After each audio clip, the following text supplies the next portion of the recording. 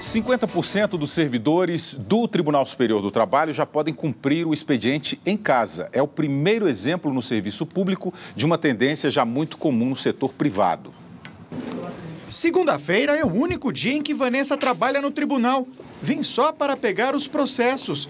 De terça a sexta, a analista judiciária examina os casos em casa. Para quem tem 2 filhas, você trabalhar em casa é excelente. O Tribunal Superior do Trabalho permite que metade dos 2.000 funcionários trabalhem em casa. O expediente de Vanessa começa às 9h30 da manhã e só para às 5 da tarde. Ninguém controla o horário de trabalho, mas ela tem que dar conta de analisar 8 processos por semana. Então eu tenho todo o tempo para analisar o caso em si.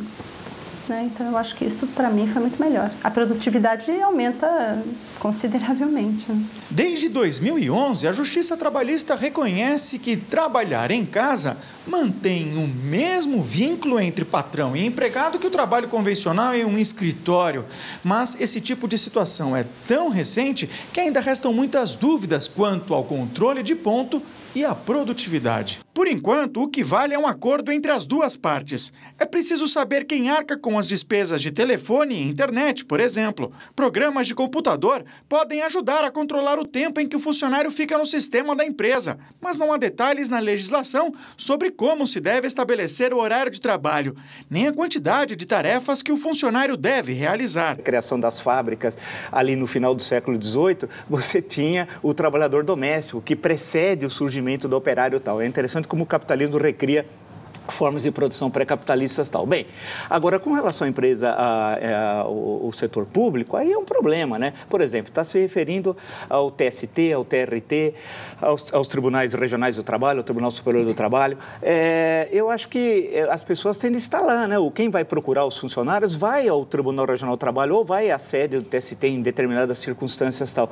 Então, não me parece que isso seja correto, especialmente no serviço público. Nós vamos ter certamente problemas de controle, se efetivamente o trabalho está sendo realizado. E a grande questão é o seguinte, o servidor público tem que estar a serviço do público. Ele não pode estar a serviço do público na sua casa. Ayrton, boa noite. Ayrton, a Justiça Trabalhista está adaptada para essa nova realidade do funcionário em casa, para resolver litígios trabalhistas? Não, vamos colocar as coisas no devido lugar, né? Obviamente que a Justiça do Trabalho tem que ter os atendentes que deem ao público que tem acesso à justiça o atendimento necessário e rápido, o advogado que vai ver processo, as audiências, o funcionamento da justiça. Esses órgãos não podem, obviamente, trabalhar em casa. Estão ligados visceralmente ao funcionamento da máquina. Agora, um juiz pode dar expediente 3 vezes por semana e os outros 2 dias da semana pode ficar em casa proferindo as sentenças, que não é fácil. Onde é que ele profere as sentenças? É na casa dele, não é lá no local de trabalho. Essa é uma experiência que deu certo em alguns lugares. Agora, eu acho que tem que ser avaliado, William, é a produtividade. Se o cidadão que tem uma tarefa X, numa repartição pública tal, de modo que ele não precisa ter a presença lá para executar a sua tarefa, talvez ele renda mais na casa dele. O problema é saber quem vai cobrar, se ele cumpriu o trabalho que devia cumprir ou não. Esse é o grande problema.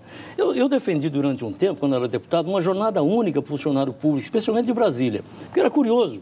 Você chegava em Brasília para trabalhar às 9h30, 10 horas. Parava às 11h30 para o almoço. Voltava às 2h30 da tarde, saía às 5h30 e pegava o filho na escola. E a jornada de trabalho é essa? Não era melhor ter uma jornada que começasse às 10 e terminasse às 5 ou às 6, não é? E, de qualquer forma, que não tivesse esse problema de ter que sair, ter que voltar, etc, etc.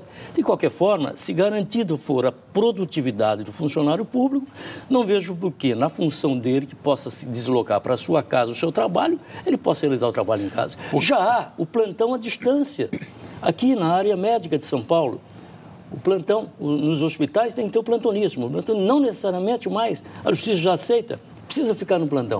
Ele pode atender a demanda diretamente saindo do seu consultório. Há um registro dos nossos telespectadores aqui, o Franz Hindegel, pelo Twitter. Acredito que trabalhar em casa no serviço público é um jeitinho para a falta de infraestrutura na administração pública. O Arlington, concordo com o professor Vila, não há controle nem daqueles que deveriam se fazer presentes. Mas quem não quer trabalhar vai enrolar no emprego do mesmo jeito, ou não? Vai, mas há uma questão básica das relações de trabalho, que é uma questão histórica. Você precisa estar no mesmo espaço de trabalho até para construir suas reivindicações, por exemplo, salariais, da forma de trabalho. Essa atomização de cada um ficar na sua casa, você quebra todos os espaços construídos nos últimos 3 séculos do contato dos trabalhadores. Isso, em termos de, você for pensar em termos de reivindicação, em termos de contato, de crescimento profissional, de contato humano, então me parece um equívoco. Agora, só lembrar que o Jânio Quadros é que acabou, quando presidente, no curto mandato, com a jornada de 6 horas dos funcionários públicos. É bom lembrar que havia uma jornada corrida, que permitia, inclusive, que o funcionário público pudesse ter até 2 empregos, né? Quem acabou com isso foi na breve gestão do presidente Jânio Quadros. Vamos lembrar, a locomoção, a alimentação do funcionário público, tudo isso fica facilitado para aquele que puder trabalhar em casa. Porque ele não vai ter esse problema de trânsito, vai diminuir o tráfego na cidade. Vai diminuir o tráfego, né? Enfim, eu acho que... Agora, o problema é fiscalizar esse trabalho. Ok.